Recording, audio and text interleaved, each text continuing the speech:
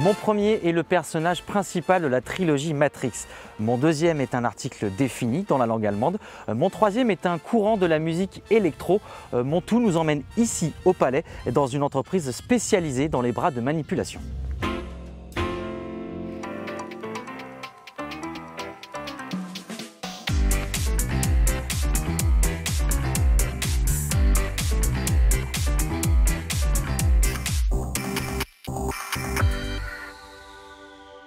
Bonjour et bienvenue dans le nouveau magazine Echo sur Télé Nantes. C'est dans la boîte, c'est son nom, vous emmène 2 fois par mois dans les boîtes qui font justement bouger le département, qui innovent. Et justement, pour la première, on est dans une entreprise très innovante dans les manipulateurs techniques industriels. Elle s'appelle Neoditech et justement, on va demander tout de suite à Madame Ludivine Berroiga. Bonjour. Bonjour. Les manipulateurs techniques industriels, qu'est-ce que c'est ?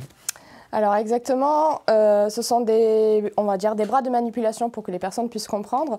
Nous ne sommes pas dans la robotique, nous ne sommes pas non plus dans la cobotique, c'est la réalisation entre la machine et l'humain. Nous sommes là pour lutter contre les TMS, donc les troubles musculo-squelettiques. Nous sommes fabricants de bras de manipulation et d'autres produits qui sont contre ces TMS. Et nous réalisons ici au Palais donc, ces bras. Alors justement, on est ici au bureau d'études. C'est quoi la fonction d'un bureau d'études dans une telle entreprise ? Alors ici, au niveau du bureau d'études, vous allez regrouper un certain nombre de fonctions, de personnes qui sont des dessinateurs, des chefs de projet aussi. Donc ici, vous allez, quand les personnes vont imaginer, vont concevoir, vont réaliser les projets suite à la demande des clients, mais aussi pour réaliser d'autres projets innovants. On va poursuivre la visite vers le côté un peu plus fonctionnel de l'entreprise. D'accord.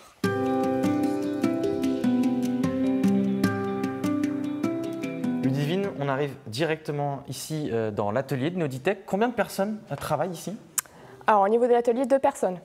Donc vous avez le responsable de l'atelier qui est Bruno et vous avez aussi Simon qui est électromécanicien, monteur. Donc, le bureau d'études a conçu, j'allais dire, les machines et c'est ici qu'on les construit. Hein. Tout à fait, qu'on les fabrique, qu'on les monte, tout à fait. Il y a des embauches qui sont prévues pour Neoditech. Vous voulez grandir, vous voulez vous développer. Hein. Oui, on veut se développer. Nous avons un prévisionnel qui est de 6 embauches par an. Donc là, nous avons pratiquement terminé l'embauche de l'année 2017-2018. Il nous reste encore 2 personnes à embaucher et ensuite nous recruterons 6 personnes chaque année. On va se diriger maintenant vers le showroom où sont présentées ensuite toutes ces machines, notamment aux clients.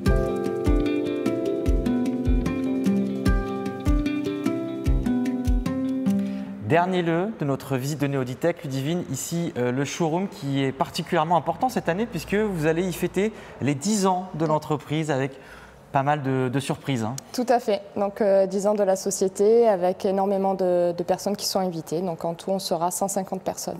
Oui, parce que Neoditech, c'est combien de clients à peu près ? C'est 150 clients et on va dire 50% de clients supplémentaires nouveaux chaque année. Et surtout que vous voulez un peu développer aussi à l'international. Hein. C'est le projet en tout cas dans les prochaines années. Dans 2 ans, tout à fait. Merci beaucoup Ludivine pour cette visite. Nous on va passer à l'actualité économique dans votre département. Et on commence ce Quad 9 avec un groupe immobilier qui a décidément le vent en poupe en ce moment. Vous avez certainement entendu parler de ce projet d'un nouveau stade pour le FC Nantes. Eh bien, le promoteur nantais Réalité fera partie de l'aventure et on comprend pourquoi lorsque l'on voit les résultats de l'entreprise pour le premier trimestre 2007 avec un chiffre d'affaires en hausse à 50,2 millions d'euros, plus 46,8% par rapport au premier trimestre 2016. Alors forcément, les prévisions sont bonnes pour l'avenir et les objectifs 2020 sont conservés notamment avec 1500 lots de logements réservés. Le temps est en revanche bien plus maussade pour les coteaux nantais, le leader européen de l'arboriculture en biodynamie qui a été victime du gel printanier. Résultat, un record à la baisse selon la direction, une perte de 35% par rapport aux récoltes 2017. Alors forcément, les prix vont augmenter, même combat pour les viticulteurs du département, eux également victimes victimes de ce gel printanier avec des pertes en volume qui s'élèvent jusqu'à 80%. C'est la deuxième année consécutive qu'il rencontre de telles difficultés. Heureusement, la solidarité à Nantes s'organise avec plusieurs soirées du 26 au 28 octobre qui seront organisées dans le cadre de l'épaulée nantaise. 30 chefs et 30 vignerons qui rassemblent leurs talents pour vous proposer des menus. Une partie du chiffre d'affaires, au moins 50%, sera reversée aux viticulteurs. On enchaîne avec une bonne initiative, celle du département de la Loire-Atlantique qui a mis en place une nouvelle plateforme sur Internet pour rassembler les stages à destination des élèves de 3e. Plus besoin forcément d'avoir du réseau. Donc pour trouver un stage, il suffit de postuler à partir du 25 septembre sur cette plateforme qui compte déjà près de 400 offres. C'est un site Internet qui pourrait intéresser à Néoditech ?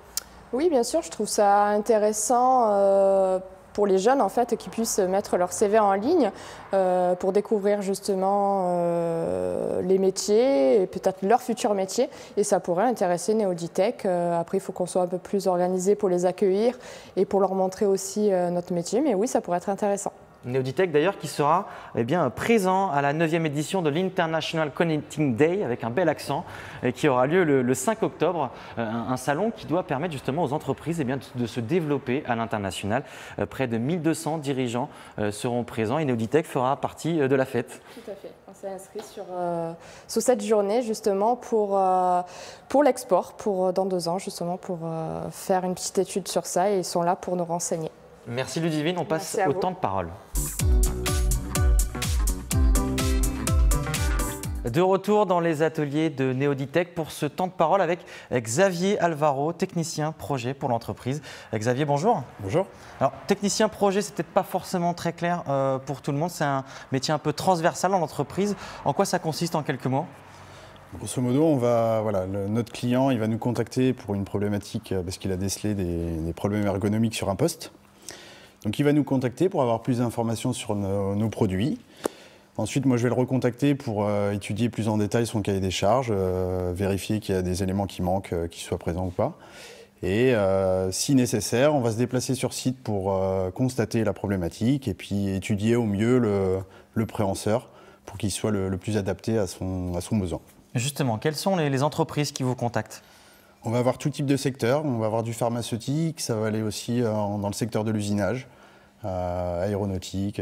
On n'a pas de secteur à proprement dit, vu que les problèmes ergonomiques sur des manipulations sont présents un petit peu partout. Vous êtes les seuls, on peut le dire, en Europe à être véritablement sur cette branche d'activité, ou en tout cas vous n'avez pas de concurrent direct. C'est une filière, j'allais dire, qui a de l'avenir ? Oui, en effet, on n'a pas de concurrent direct dans ce secteur-là, dans la manipulation de charge. On a des capacités de 50 et 100 kg, on est capable de prendre en dehors du centre de gravité. Donc c'est vraiment des atouts qui font la notoriété de Néoditech. On est sur des potences qui sont mobiles. Souvent la plupart des concurrents, qui se rapprochent à nos concurrents, proposent des solutions qui sont spitées au sol. Et vraiment, la mobilité, ça fait partie du point fort. Alors, la finalité de votre travail, c'est d'éviter, en tout cas, de réduire les accidents au travail, d'améliorer aussi la santé au travail, d'éviter tout ce qui est troubles musculo-squelettiques. Véritablement, est-ce que vous avez déjà remarqué, ça fait 10 ans que Néoditech existe, que pour ces entreprises qui vous contactent, ça a été un plus ? Oui, c'est vraiment un plus. Ça fait partie du confort de l'utilisateur. La pénibilité au travail fait partie des choses qu'on essaie de s'occuper pour vraiment faciliter les tâches de l'opérateur dans ces tâches. Normalement, c'est du temps masqué, donc c'est des manipulations qui ne sont pas assistées ou qui ne sont pas prévues dans les procédures de fabrication. Et on a des opérateurs qui se fatiguent, qui se cassent le dos à mettre en place des charges qui sont comprises entre 20 et 30 kg dans la moyenne. Et il n'y a vraiment pas d'assistance là-dessus et c'est là qu'on intervient pour l'aider justement à retirer cette charge pour qu'il puisse se concentrer sur son travail. Alors, vous le savez certainement, il y a beaucoup de débats sur la robotisation dans les entreprises, avec toujours cette peur réelle ou non que les robots remplacent les humains dans ces entreprises. À Néoditech, comment on se fixe des limites, des frontières peut-être pour garder ce côté robot au service de l'humain? C'est un peu le slogan de l'entreprise. Oui, en effet, on va d'abord privilégier l'humain plus à la machine. Et c'est pour ça qu'on essaie de faire des choses, un matériel qui reste intuitif pour qu'on puisse accompagner. Donc c'est ce qu'on appelle la cobotique. On ne va pas automatiser à outrance pour justement que la personne, même si elle a des problèmes, qu'elle a été victime d'un accident par exemple, qu'elle puisse conserver son poste et l'aider justement à manipuler en toute sécurité et sans se faire mal. Oui, il n'y a pas de formation ou en tout cas de qualification très importante qu'il faudrait pour pouvoir accéder à ce matériel-là et conserver des emplois avec une robotisation à côté. Pas du tout, on reste sur un matériel qui est intuitif, facile d'usage, qui permet justement que ça soit accessible à n'importe qui. Du coup, ça ouvre aussi certains métiers aux femmes, on en parlait tout à l'heure. En effet, il y a des postes qui à la base étaient cantonnés à des personnes avec de la force.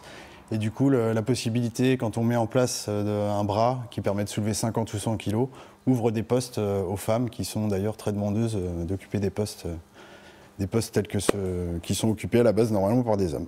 Il va y avoir une ouverture à l'international, hein. C'est un peu l'ambition maintenant de Neoditech. Est-ce que vous attendez à des cahiers des charges différents de la part d'entreprises étrangères qui auraient besoin de vos services ?